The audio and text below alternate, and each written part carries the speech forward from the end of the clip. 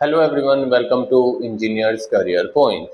सो आज मैं एक बहुत इंपॉर्टेंट टॉपिक यहाँ पर डिस्कस करने जा रहा हूँ। तो जो JKSSL में टेलीकॉम ऑफिसर SI की पोस्ट निकली है, सब इंस्पेक्टर टेलीकॉम की पोस्ट निकली है, उससे रिलेटेड मोस्ट प्रोबेबली ये वाला पार्ट आपका रहेगा ही रहेगा, क्योंकि जब ये टेलीकॉम ऑफिसर है तो टेलीकॉम ऑफिसर के अंदर वायरलेस कम्युनिकेशन एक बहुत इंपॉर्टेंट सब्जेक्ट हो जाता है, जिसके अंदर सबसे पहले आपको अलग अलग जनरेशन्स के बारे में पता होना चाहिए, right. 1G 2G 3G 4G 5G, right, and 6G, ये सारी जनरेशन्स के रिगार्डिंग डिटेल आपको पता होनी चाहिए।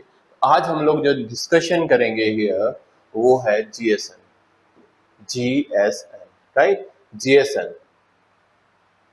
और GPRS। देखो ये दो डिफरेंट चीजें हैं। GPRS एक अलग चीज है, GSM एक अलग चीज है। हुआ क्या था, स्टार्टिंग में अपने पास एक GSM सिस्टम था, राइट, GSM सिस्टम था। अब GSM जो है वो वॉइस कॉल को केवल सपोर्ट करता था। GSM जो है किसको, डेटा नेटवर्क को, डेटा पैकेट्स को सपोर्ट नहीं करता था। तो अब क्या हुआ, GSM 2G, मतलब 2G की बात कर रहे हैं, तो 2G पहले किसको सपोर्ट करता था, केवल वॉइस कॉल्स को सपोर्ट करता था। तो अगर मैं केवल GSM की बात करूं तो GSM केवल वॉइस कॉल्स को सपोर्ट करता है। जब हम GPRS की बात करते हैं तो GPRS में एक अलग से हमने उसके साथ इंटीग्रेट कर दिया, एक अलग से पार्ट और लगा दिया, right, that is called HPS, circuit switching और packet, not circuit, packet switching centre. Means packet switching centre क्या काम करता है, ये हमने को डेटा और देना स्टार्ट कर दिया। मतलब पहले केवल वॉइस कॉल थी, फिर जब वॉइस कॉल के साथ आपने इंटीग्रेट कर दिया इंटरनेट को, then that will be called as GPRS। तो GPRS क्या है, बेसिकली GPRS के अंदर एक एक्स्ट्रा सर्विस और इंट्रोड्यूस कर दी GSM system, that is called as what, internet. जब इंटरनेट आप GPS के साथ और इंटीग्रेट कर दोगे तो वो क्या बन जाता है अपने पास, GSM, ओ सॉरी GPRS। GSM के साथ आपने एक एक्स्ट्रा सर्विस इंटीग्रेट कर दिया इंटरनेट को, तो वो क्या बन गया अपने पास, GPRS। चलो पहले हम लोग GSM के रिगार्डिंग डिटेल डिस्कशन यहाँ पे करेंगे। देखो जब मैं GSM की बात करता हूँ तो GSM की जो फुल फॉर्म है वो global system for mobile communication. Global system of mobile communication is called as GSM, right. दूसरी चीज, जब GSM की बात करते हैं तो GSM जो है वो second generation digital cellular communication है। ये सेकंड जनरेशन है, फर्स्ट जनरेशन अलग थी। हम जो डिस्कशन मेनली स्टडी करते हैं वो सेकंड जनरेशन। फर्स्ट जनरेशन में हम एनालॉग कम्युनिकेशन यूज करते थे वॉइस कॉलिंग के लिए, बट जब हम सेकंड जनरेशन में आए तो हम लोग वॉइस कॉल के लिए डायरेक्टली हम क्या नहीं यूज करते, हम जो है एनालॉग कम्युनिकेशन यूज नहीं करते, हम शिफ्ट हो गए थे इस पे डिजिटल कम्युनिकेशन पे। देखो इससे पहले जो पहले वाला था 1G फर्स्ट जनरेशन नेटवर्क था, वहां पे वो ग्लोबली, मतलब ग्लोबली वो हर एक कंट्री के लिए ऐसा नहीं था कि सेम सिस्टम्स होते हैं, डिफरेंट डिफरेंट सिस्टम से हर एक कंट्री अपना डिफरेंट सिस्टम यूज करती थी। तो ये जो GSM है ये मोस्ट वाइडली एक्सेप्टेबल स्टैंडर्ड है टेलीकम्युनिकेशन के अंदर, जो कि इंप्लीमेंट हुआ था ग्लोबली। तो ग्लोबल लेवल पे इसका इंप्लीमेंटेशन हुआ था, राइट। और ये जो GSM का नेम स्टैंडर्डाइज हुआ था, ये 1982 के अंदर स्टैंडर्डाइज हो गया था यूरोप के अंदर, राइट। GSM के अंदर एक सर्किट स्विचिंग सिस्टम होता है, circuit switched system, that divide each 200 channel into 825 megahertz time slots। देखो आगे डिटेल में समझाऊंगा, क्योंकि अगर आप इलेक्ट्रॉनिक्स बैकग्राउंड से हो तो आपने दो चीजें जरूर पढ़ी होंगी, एक फ्रीक्वेंसी डिवीजन मल्टीप्लेक्सिंग, एक टाइम डिवीजन मल्टीप्लेक्सिंग। तो यहाँ क्या कह रहा है यार ये, कि जो एक सर्किट स्विचिंग सिस्टम है इसके अंदर जो आपके एंटायर बैंडविड्थ है उसको हम लोग क्या करके रखते हैं यार, 200 किलो हर्ट्ज के चैनल में डिवाइड करते हैं, एंड 825 किलो हर्ट्ज के टाइम स्लॉट के अंदर डिवाइड कर देंगे एक चैनल को। एक चैनल है, राइट, इस चैनल को फिर फर्दर, अब ऐसा समझो कि मैं हूं, मेरे पास टोटल बैंडविड्थ 1 मेगाहर्ट्ज है। पहले उस टोटल बैंडविड्थ को, जैसे एक एग्जांपल से ऐसे ले लो, एयरटेल है, एयरटेल को गवर्नमेंट ने अलोकेट किया कि यार तेरे पास जो बैंडविड्थ है वो यहां से यहां तक तेरे लिए अलोकेटेड है, मतलब तेरे पास 1 मेगाहर्ट्ज बैंडविड्थ है।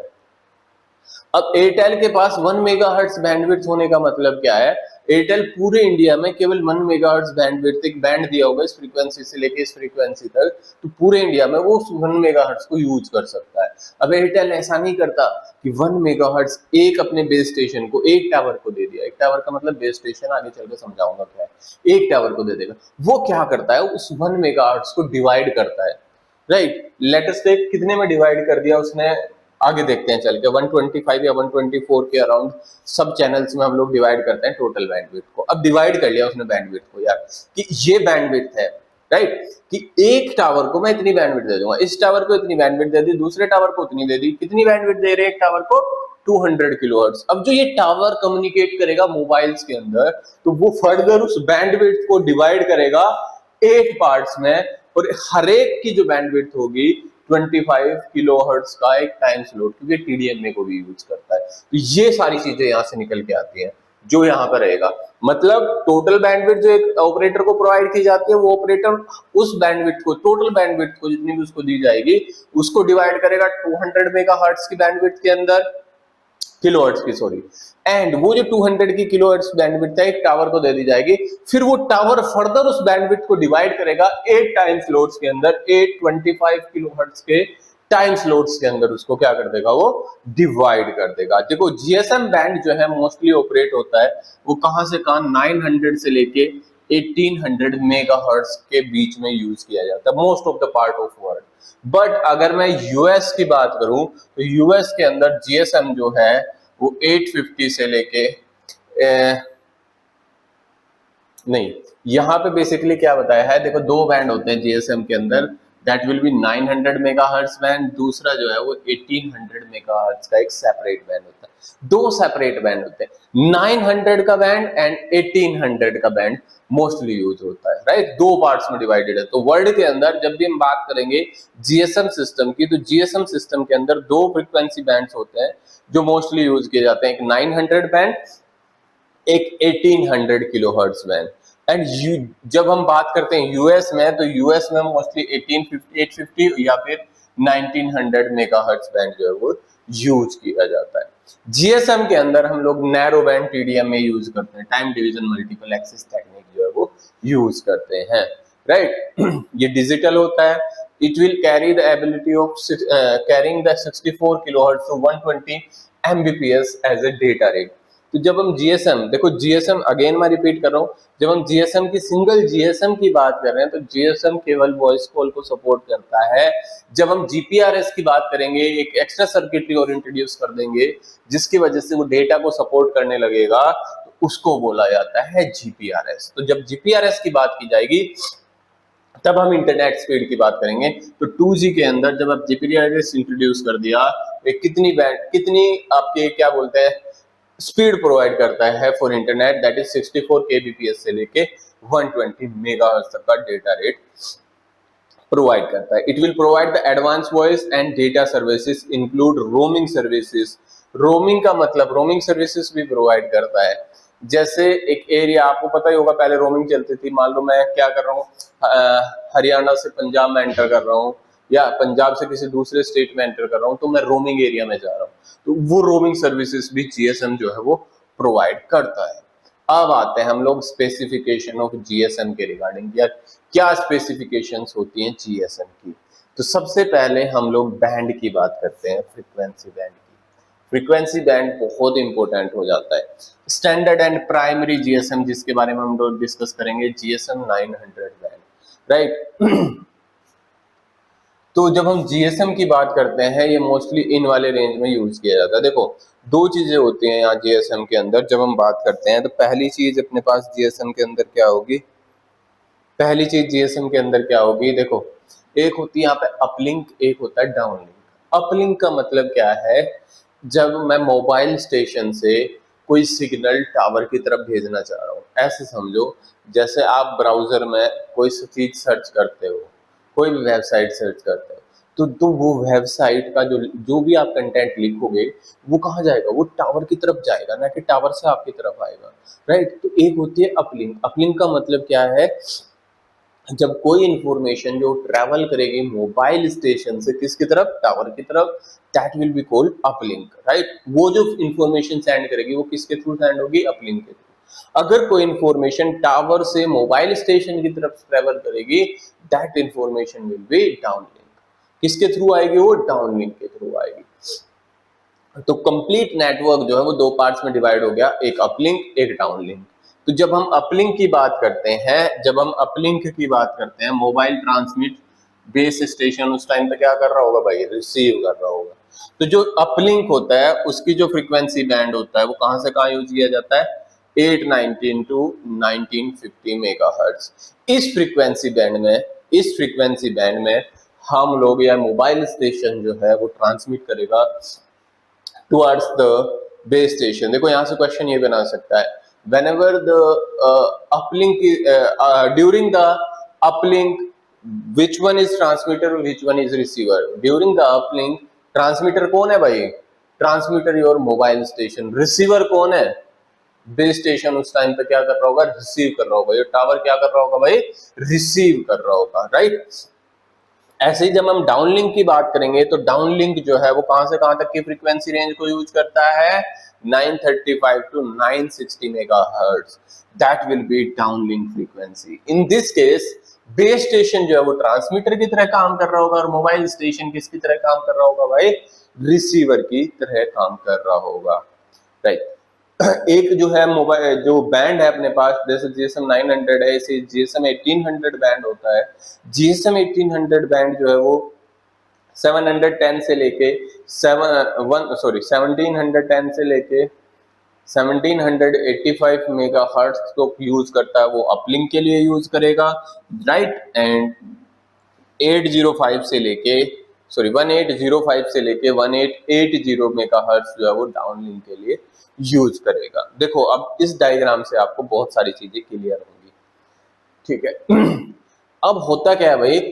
देखो ये जो है 890 से लेके, मैं जीएसएम 900 की बात कर रहा हूँ, 890 से लेके 915 तक ये वाला जो है, ये वाली फ्रीक्वेंसी बैंड, यहाँ से यहाँ तक का जो फ्रीक्वेंसी बैंड है, कितनी बैंडविड्थ है ये? 25 मेगाहर्ट्ज। ये बैंड हम लोग यूज करते हैं अपलिंक के लिए। फिर दूसरा बैंड जो है वो डाउनलिंक के लिए यूज किया जाता है 1935 से लेके 960 मेगाहर्ट्ज तक। ये बैंड हम लोग यूज करेंगे डाउनलिंक के लिए। अब ये दोनों बैंड, देखो ये दोनों बैंड जो है एक फ्रीक्वेंसी से सेपरेट किए जाते हैं। वो कितनी फ्रीक्वेंसी है जो इन दोनों के बीच में गैप क्रिएट करेगी? That is 20 megahertz. अब आपके दिमाग में आ रहा होगा सर ये बैंड में जो गैप है ये क्यों रखा है? ये बैंड के बीच में गैप इसलिए रखा जाता है ताकि इंटरफेरेंस क्रिएट ना हो। इंटरफेरेंस क्रिएट ना हो कि यार बात मैं किसी और से कर रहा हूँ, कनेक्ट वो क्या हो गया उस टाइम पे रिसीव करना स्टार्ट कर दे, ट्रांसमिट करना स्टार्ट कर दे। अगर ये दोनों आपस में कुछ पोर्शन शेयर करना स्टार्ट करेंगे तो ओवरलैपिंग होना स्टार्ट हो जाएगी। उस केस में इंटरफेरेंस यहाँ पे क्या हो जाएगा? क्रिएट हो जाएगा। तो वो इंटरफेरेंस क्रिएट ना हो इसीलिए फ्रीक्वेंसी स्पेसिंग प्रोवाइड की जाती है अपलिंक और डाउनलिंक के बीच में। एक चीज होती है यहाँ पे डुप्लेक्स स्पेसिंग।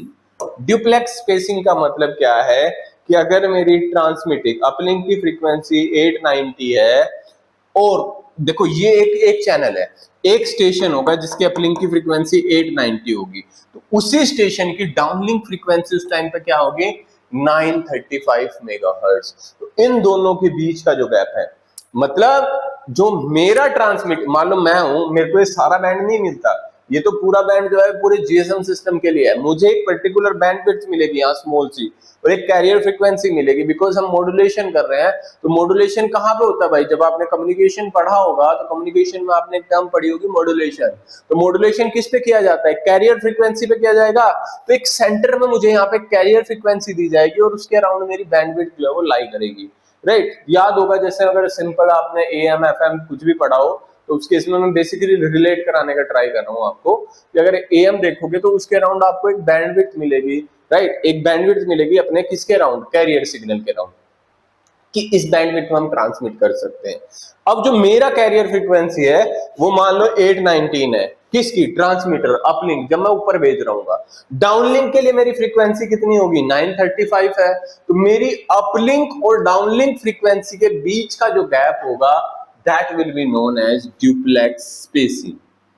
कभी भी कोई आपसे डुप्लेक्स स्पेसिंग पूछ लेगा तो duplex spacing in 2G second generation network के अंदर डुप्लेक्स स्पेसिंग जो है बेसिकली वो 45 मेगाहर्ट्ज होती है। याद रखना है ये चीजें। देखो अगर मैं जीएसएम के इस बैंड के बीच का गैप की बात करूं, अपलिंक और डाउनलिंक में टोटल जीएसएम की बात करते हैं, दैट विल बी 20 मेगाहर्ट्ज। अगर अपलिंक की टोटल बैंडविड्थ की बात करोगे 25 मेगाहर्ट्ज, डाउनलिंक की टोटल बैंडविड्थ की बात करोगे वो भी 25 मेगाहर्ट्ज है।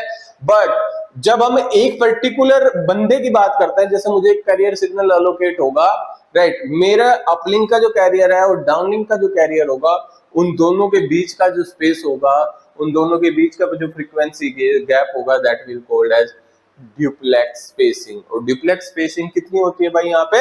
45 मेगाहर्ट्ज। सेम चीज हम लोग किसके बारे में कर सकते हैं? जीएसएम 1800 बैंड के बारे में। तो सेम चीजें हैं यहाँ पे, बस बैंडविड्थ बड़ी होगी 75 मेगाहर्ट्ज हुआ। ये space between these two uplink and downlink will be remain same 20 megahertz. अगर मैं बात करूं डाउनलिंक की bandwidth, that is 75 megahertz and frequency duplex spacing जो है वो 95 मेगाहर्ट्ज यहाँ पे हो जाती है। तो ये सारा डिस्कशन था बैंडविड्थ और इसके रिगार्डिंग, जो आपको डिटेल में पता होना चाहिए। एक एक चीज थ्योरी डिटेल में यहाँ लिखी हुई है, मैंने सारी चीजें आपको बता दी।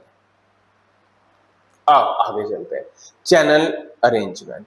देखो होता क्या है भाई, जो ये बैंड है ना, यहां से लेके 890 से लेके 1950 तक का बैंड है अपलिंक और डाउनलिंक के लिए। वैसे मैंने समझाया है अभी आपको, अपलिंक से लेके डाउनलिंक के बीच का जो ये बैंड होता है, इसको हम लोग डिवाइड करते हैं कैरियर्स के अंदर, राइट। एक कैरियर जो है वो 200 मेगाहर्ट्ज का होता है। इट मींस यहाँ पे जो फर्स्ट कैरियर आएगा 890.2 पे आएगा।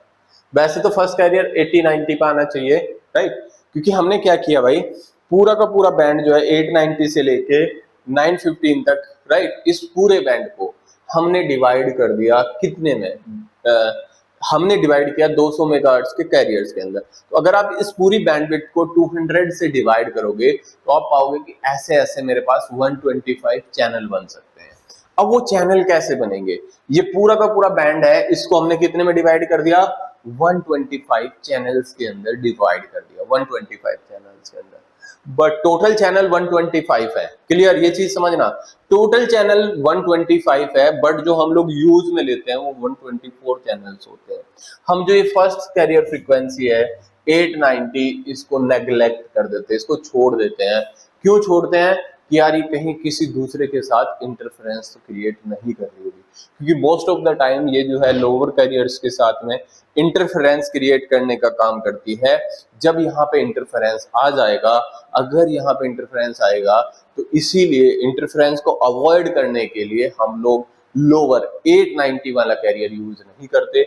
हम लोग केवल कितने कैरियर्स यूज करते हैं? 124 कैरियर्स यूज करते हैं। क्लियर बात? अब ये जो टोटल बैंड है अपने पास 890 से लेके 950 तक, पहले हमने इसको डिवाइड किया कितने में? 125 कैरियर्स के अंदर।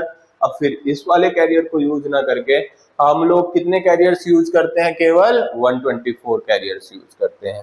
ऐसे ही 935 वाला यूज नहीं किया जाएगा इससे आगे। तो इसके आगे जो फर्स्ट कैरियर बनेगा वो 890.2, क्योंकि 200 किलो हर्ट्ज है, 200 किलो हर्ट्ज अगर मेगाहर्ट्ज में लेके जाओगे तो 0.2 आएगा। तो 890 प्लस 0.2 0.4 ऐसे ऐसे कैरियर्स बनते जाएंगे। तो यहाँ पे मेरा ये ट्रांसमीटर अपलिंक की फ्रीक्वेंसी होगी, ये मेरी किसकी फ्रीक्वेंसी होगी? डाउनलिंक की फ्रीक्वेंसी होगी। डाउनलिंक की फ्रीक्वेंसी होगी पहले स्टेशन के लिए। तो ये अपलिंक है, ये डाउनलिंक है। ये मतलब फर्स्ट कैरियर यहाँ पे सेंड कर रहा होगा, रिसीवर यहाँ पे रिसीव कर रहा होगा। तो ये चीजें होती है। तो ओवरऑल जो है चैनल जो है वो 124 में डिवाइड होता है, ना कि 125 में। याद रखना इस चीज को, राइट। तो ये जीएसएम के रिगार्डिंग था अपना पूरा का पूरा, क्या चीजें होती हैं, कैसे कैसे यहाँ पे काम चलता है, राइट। बाकी चीजें आप यहाँ पे एक बार देख भी सकते हो कि हम लोग जो है टोटल बैंडविड्थ को, जो 25 मेगाहर्ट्ज की बैंडविड्थ है, उसको 125 कैरियर फ्रीक्वेंसीज में डिवाइड करते हैं। हर एक कैरियर फ्रीक्वेंसी जो है वो कितने की होती है भाई? 200 मेगाहर्ट्ज 200 किलोहर्ट्ज की होती है। बट टोटल 125 कैरियर्स अपने पास अवेलेबल होते हैं। हम लोग फर्स्ट कैरियर को यूज नहीं करते। The first carrier not use to avoid the interference with other bands, उससे नीचे वाले बैंड के साथ वो इंटरफेरेंस क्रिएट ना कर रहा हो, इसीलिए हम लोग उसको यूज नहीं करते। सो अपने पास केवल 124 आरएफ चैनल्स आर अवेलेबल। केवल 125 चैनल्स अवेलेबल होते हैं। और ऐसा ही अपने पास जब हम किस में जाएंगे, 1800 वाले बैंड में जाएंगे, 1800 मेगाहर्ट्ज वाले बैंड में जाएंगे, वहां पे क्या होता है, टोटल 75 मेगाहर्ट्ज की बैंडविड्थ अवेलेबल है। तो हम लोग उसको डिवाइड करते हैं 375 कैरियर फ्रीक्वेंसी में। हर एक फ्रीक्वेंसी जो है वो 200 किलोहर्ट्ज की होती है। फर्स्ट कैरियर फिर से अवॉइड कर दिया जाता है टू रिमूव द इंटरफेरेंस, तो अपने पास 375 आरएफ चैनल जो है वो बनते हैं। कितने, 374 आरएफ चैनल जो है वो यूज किए जाते हैं। एब्सोल्यूट फ्रीक्वेंसी चैनल नंबर जो है वो हमने वहां पे स्पेसिफाई किया हुआ है, absolute frequency radio frequency channel number. तो इसका एब्सोल्यूट चैनल फ्रीक्वेंसी नंबर इस 1 होगा, इसका 2 होगा, तो ये ऐसे ऐसे हमने डिवाइड किए होते हैं। तो ये सारी चीजें इसके रिगार्डिंग थी। अब आती है बात डुप्लेक्सिंग मेथड्स की, राइट। अब आप समझते हैं डुप्लेक्सिंग क्या होती है। देखो भाई, हाँ जी, ध्यान से समझना इस चीज को। अपने पास दो तरह की डुप्लेक्सिंग होती है। डुप्लेक्सिंग का मतलब है हम मल्टीपल एक्सिस एक अलग चीज होती है। मल्टीपल एक्सिस का मतलब क्या है, जैसे फ्रीक्वेंसी डिवीजन मल्टीप्लेक्सिंग की बात करेंगे, तो एक ही टाइम पे बहुत सारे, मैं भी सेंड कर रहा हूँ, आप भी सेंड कर रहे हो, कोई दूसरा भी सेंड कर रहा है, 3-4 यूजर बैठे हैं, वो तीनों चारों यूजर जो है वो सेंड कर रहे हैं। जब मैं तीनों चारों यूजर सेंड कर रहे हैं, तीनों चारों डिफरेंट डिफरेंट फ्रीक्वेंसीज पे सेंड कर रहे हैं, एक साथ सेंड कर रहे हैं, तो इसको बोला जाता है frequency division multiplexing. That is called multiple axis. कि यार एक ही चैनल है, मल्टीपल यूजर्स अवेलेबल हैं जो उसको एक्सेस कर रहे हैं, और हमने उस चैनल को फ्रीक्वेंसीज में डिवाइड कर दिया, तो ये है मल्टीपल एक्सेस। ऐसी टाइम डिवीजन मल्टीप्लेक्सिंग क्या है कि भाई मेरे पास टाइम है, जैसे मान लो एक स्लॉट है टाइम का, 5 सेकंड का स्लॉट है, तो मेरे को 1 सेकंड मिल गया, दूसरे को 1 सेकंड, तीसरे को 1 सेकंड, चौथे को 1 सेकंड, पांचवे को 1 सेकंड। तो हम लोग साइमल्टेनियसली 5 बंदे, साइमल्टेनियसली तो नहीं, पहले मैं ये फिर ये फिर ये फिर ये 5 के 5 एक ही चैनल के थ्रू ट्रांसमिट कर रहे हैं, बट डिफरेंट टाइम है। तो हाँ, इस बार जो है हमने टाइम में डिवाइड कर दिया, तो this is called time division multiplexing. अब जब हम डुप्लेक्सिंग की बात करते हैं, डुप्लेक्सिंग का मतलब क्या है भाई, कि हमने इंफॉर्मेशन को सेंड भी करना है और रिसीव भी करना है। इंफॉर्मेशन को क्या करना है, सेंड भी करना है और रिसीव भी करना है, दैट इज कॉल्ड डुप्लेक्सिंग, राइट। जैसे ये एक मोबाइल ट्रांसमीटर है यहाँ पे, और इधर मेरी मोबाइल यूनिट है, राइट। यूनिट का मतलब होता है यूजर इंटरफेस, राइट। मोबाइल है मेरे पास, अब इस मोबाइल ने इंफॉर्मेशन को टावर को भी भेजना है और टावर से इंफॉर्मेशन रिसीव भी करनी है। तो ये दो तरह की डुप्लेक्सिंग में पॉसिबल होता है। पहली डुप्लेक्सिंग जो होती है उसको बोला जाता है frequency division duplexing. Frequency division duplexing में क्या होता है, फ्रीक्वेंसी डिवीजन डुप्लेक्सिंग में क्या होता है, देखो जो डाउनलिंक है और अपलिंक है, इन दोनों की फ्रीक्वेंसी सेपरेट कर दी जाती है, जैसे पीछे आपने देखा। तो जब हम लोग क्या कर रहे हैं, एक एक पर्टिकुलर फ्रीक्वेंसी में तो डाउनलिंक की इंफॉर्मेशन सेंड कर रहे हैं, दूसरी फ्रीक्वेंसी में अपलिंक की इंफॉर्मेशन सेंड कर रहे हैं, तो this is called as frequency division duplexing. So different frequencies are used to send and receive paths, right? Hence there will be a forward band and a reverse band. Duplexing is needed if simultaneous transmitter reception methodology is adopted. Frequency separation between forward and reverse band is constant. So ये मैं आपको detail में समझा चुका हूँ। Next चीज आती है time division duplexing, right. Time division duplexing में क्या किया भाई, फ्रीक्वेंसी डिवीजन में तो दो सेपरेट अपलिंक और डाउनलिंक के लिए दो सेपरेट डाल दिए हमने। जब हम बात करेंगे किसकी, टाइम डिवीजन डुप्लेक्सिंग टीडीडी की बात करेंगे, तो टाइम डिवीजन डुप्लेक्सिंग में क्या कर दिया जाता है, एक बैंड एक ही रखा जाएगा, फ्रीक्वेंसी चेंज नहीं करी, फ्रीक्वेंसी सेम है। हमने क्या करा कि यार जो अपने पास टाइम है उसको डिवाइड कर दिया, कैसे, 1 सेकंड के लिए मैं ट्रांसमिट करूंगा, नेक्स्ट 1 सेकंड के लिए मैं वेट करूंगा रिसीविंग का। एक first 1 second transmit, next 1 second receive, next 1 second transmit, next 1 second receive, next transmitted receive, transmit receive. तो हम लोग टाइम में चेंज करते रहते हैं, ये एक एक सेकंड हमने ट्रांसमिशन के लिए डिवाइड कर दी, 1 सेकंड हमने रिसीवर के लिए। तो इस केस में हम लोग टाइम को डिवाइड करते हैं, बट फ्रीक्वेंसी बैंड जो है वो सेम रखा जाता है। This is called as frequency division duplexing. तो दो तरह की डुप्लेक्सिंग हुई, time division duplexing, frequency division duplexing. यहाँ एक समरी है जीएसएम के स्पेसिफिकेशन की। जैसे GSM 900 बैंड के अंदर अपलिंक की फ्रीक्वेंसी कहां से कहां रखी जाती है, 890 to 915।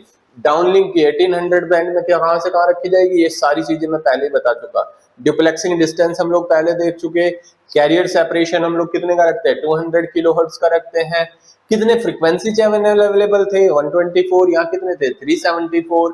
Voice code bit rate, मतलब वॉइस जो है वो डिजिटल फॉर्म में ट्रांसमिट की जाती है, तो बिट रेट कौन सा, 13 kbps यूज किया जाता है, यहाँ भी 13 kbps यूज किया जाता है।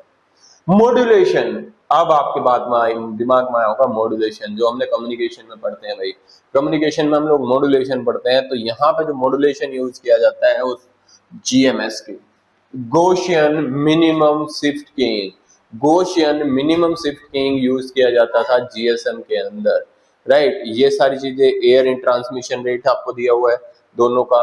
मल्टीपल एक्सिस टेक्निक कौन कौन सी यूज की जाती है, कंबाइंड करके TDM में और FDM में दोनों यूज की जाती है, यहाँ पे भी TDM में FDM में यूज की जाती है।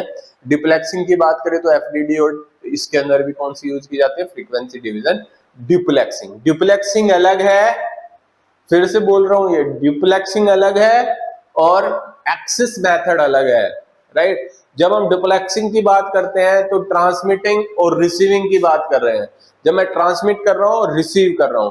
मल्टीपल एक्सिस की बात करेंगे तो मल्टीपल एक्सिस का मतलब क्या है भाई, जब एक टाइम पे बहुत सारे यूजर अपनी इंफॉर्मेशन को सेंड करने का ट्राई कर रहे हैं। जब डिप्लेक्सिंग की बात कर रहे हैं तो हम अपनी बात कर रहे हैं, सिंगल यूजर की बात कर रहे हैं, मुझे ट्रांसमिट करना है इंफॉर्मेशन को और रिसीव करना है।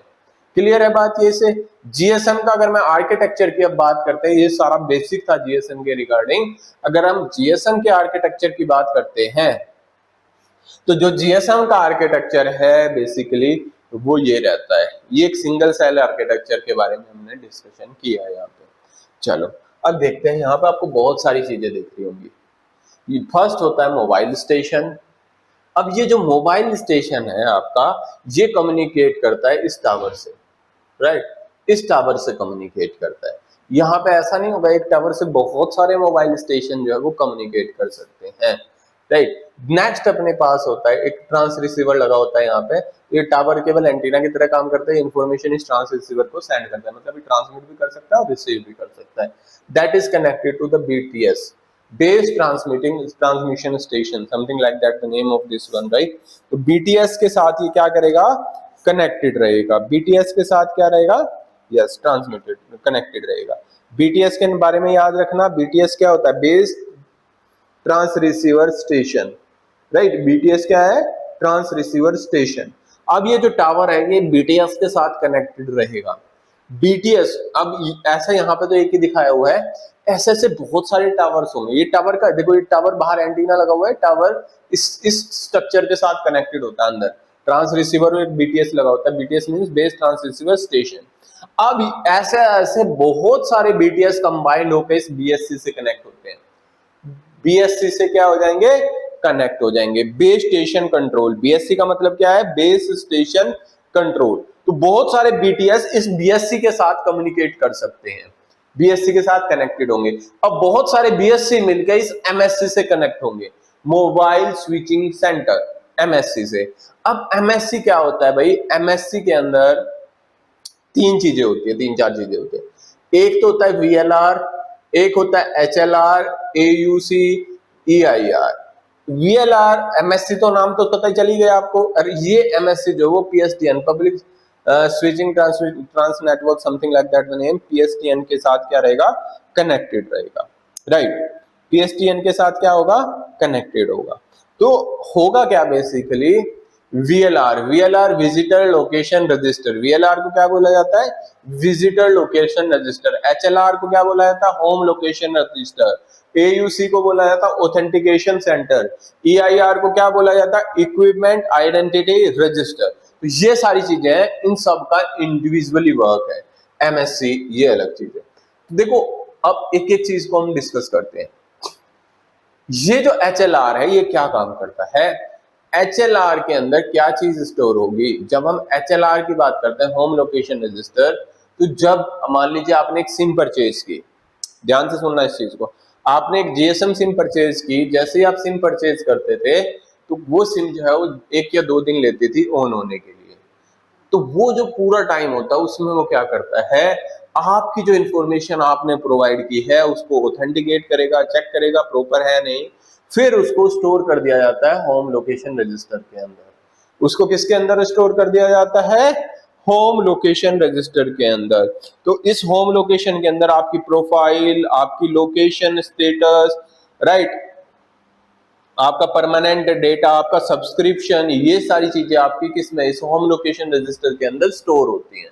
राइट, जैसे आपने सिम खरीदी, सिम के बाद आपकी जो प्रोफाइल है वो कहाँ पे, होम लोकेशन रजिस्टर में स्टोर होगी। राइट, होम लोकेशन रजिस्टर में स्टोर होने के बाद आपकी जो करंट लोकेशन है वो आपके होम लोकेशन रजिस्टर में स्टोर होगी। राइट, आपके पास क्या डेटा सब्सक्रिप्शन आपने खरीदा हुआ वो सारी डिटेल आपके होम लोकेशन रजिस्टर में स्टोर हो जाएगी। एक ऑथेंटिकेशन सेंटर इसके साथ कनेक्टेड है।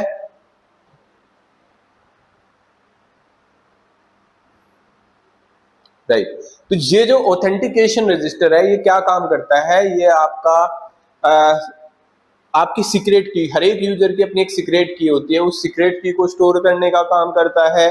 साथ साथ में ऑथेंटिकेशन का काम करता है कि यूजर जो है जो नेटवर्क को कभी ट्राई करेगा, देखो होता क्या है, जब आप एक नेटवर्क को एक्सेस करने का ट्राई करते हो तो सबसे पहले आप एमएससी के पास जाता है आपकी रिक्वेस्ट, एमएससी सबसे पहले एचएलआर के पास जाएगा।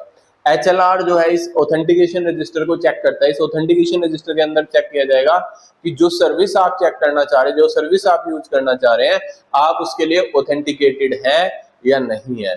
फिर एचएलआर में चेक किया जाएगा कि आपने वैलिड सब्सक्रिप्शन ले रखा है उस सर्विस के लिए या नहीं। अब मान लो आपका पैक जो है वो खत्म हो गया, वॉइस कॉल के लिए पैक खत्म हो गया, अब आप वॉइस कॉल के लिए जब भी ट्राई करोगे तो आप रिक्वेस्ट जाएगी इस एचएलआर को, और एचएलआर एक मैसेज भेज देगा कि आपका जो है पैक जो है वो एक्सपायर हो गया। कैसे इसको पता है, क्योंकि इसके अंदर वो इंफॉर्मेशन पहले से स्टोर होती है कि आपके पास वैलिड सब्सक्रिप्शन है या नहीं है।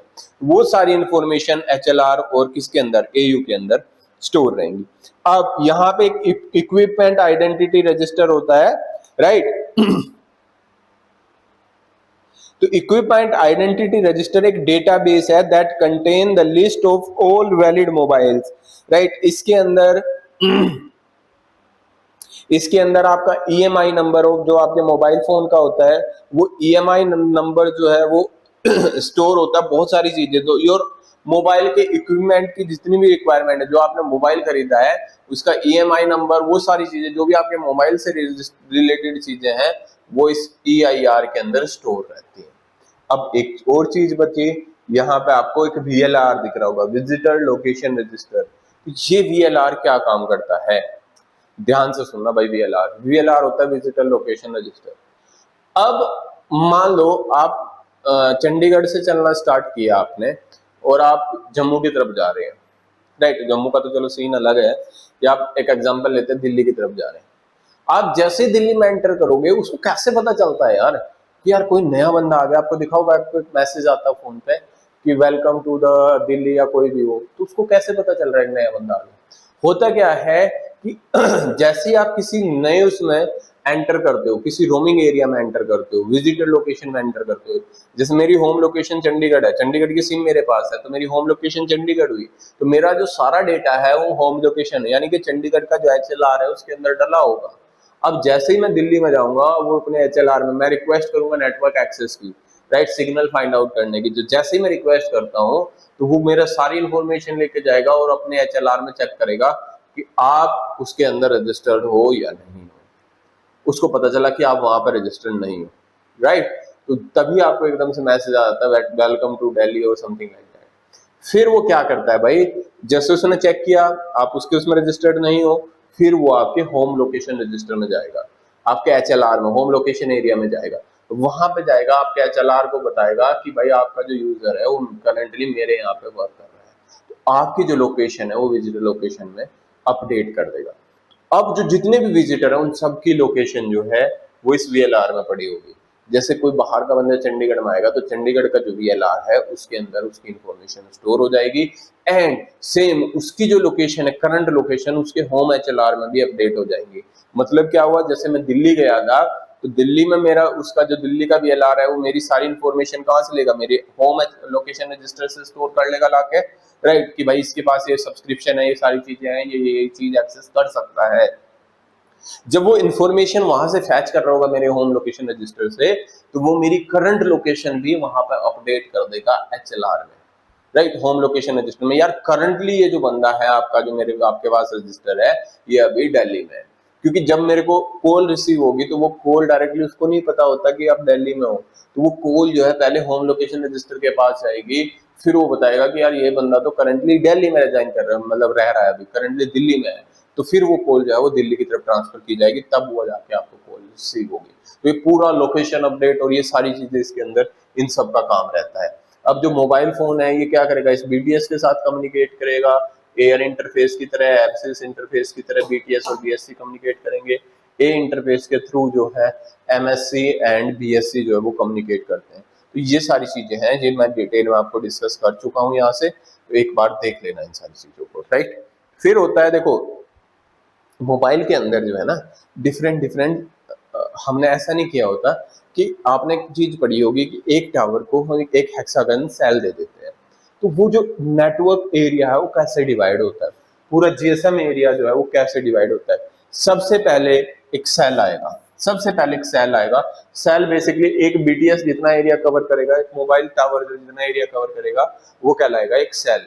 फिर उसके बाद होता है एक लोकेशन एरिया, एक MSC जितना एरिया को कवर करेगा। एक MSC consist of LAs, right, location area. So जितना एरिया को कवर करेगा एक MSC जितना LA कवर करेगा, that is called as location area. इसके बाद होता है MSA, right, that is area covered by the MSCs, right, and after that we will have the plan service area that will be covered by a complete operator। जितना complete operator जो है वो एक area cover करता है, that will be called as plan areas, right। तो यहाँ पर आप देख सकते हो network, these are the included cell, location area, MSC और VLR, service area and public land mobile network area. तो cell is basic service area, one BTS cover one cell, right, each cell in a given cell global identity। हाँ ये चीज हमने याद रखनी है भाई। अब बहुत सारे सेल्स होंगे किसी भी GSM नेटवर्क में, तो हर एक सेल को एक लोकेशन एड्रेस दिया जाता है, this is called as cell global identity. कि यार ये सेल है, इसकी ग्लोबल आइडेंटिटी ये है, इसके अंदर कोई यूजर्स होंगे तो वो सारी इंफॉर्मेशन पता चल जाएगी कि कहाँ पे मुझे कम्युनिकेट करना है। तो सेल को एक यूनिक आइडेंटिटी दी जाती है। फिर होता है एक लोकेशन एरिया, तो बहुत सारे सेल मिलकर एक लोकेशन एरिया बनाते हैं। This is the area that is flagged when A subscriber get an incoming call. तो ये एरिया है जो पेस्ट किया जाता है कि यार हाँ इस लोकेशन एरिया में यूजर है जिसको हमने कॉल भी लिखवाई है। तो लोकेशन एरिया को भी एक आइडेंटिटी दी जाती है, that is called as location area identity, right.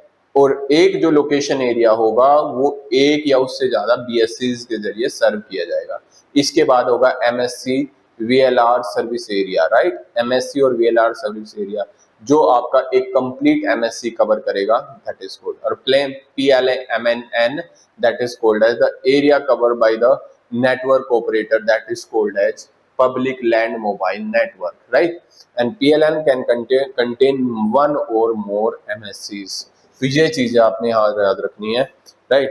तो ये हमारा कंप्लीट डिस्कशन था अभी GSM के रिगार्डिंग। आर्किटेक्चर कैसा सा होता है, क्या क्या चीजें होती हैं, कैसे कैसे यहाँ पे पूरा स्ट्रक्चर रहेगा GSM का, बेसिक क्या है GSM का, ये सारी चीजें हमने डिस्कस की हैं। तो इसको एक बार अच्छे से देख लेना। PDF मैं डिस्क्रिप्शन में डाल दूंगा, वहां से आप ले लेना इसको। एंड अगर आप इसके लिए प्रिपेयर करना चाहते हैं बेसिकली, तो अभी तो हम लोग यही वेट कर रहे हैं कि ऑफिशियली सिलेबस आ जाए, उसके बाद आपकी क्लासेस स्टार्ट करेंगे जहां हम लोग ये सारी चीजें डिटेल में डिस्कस करेंगे। So hopefully this information will help you. Thank you.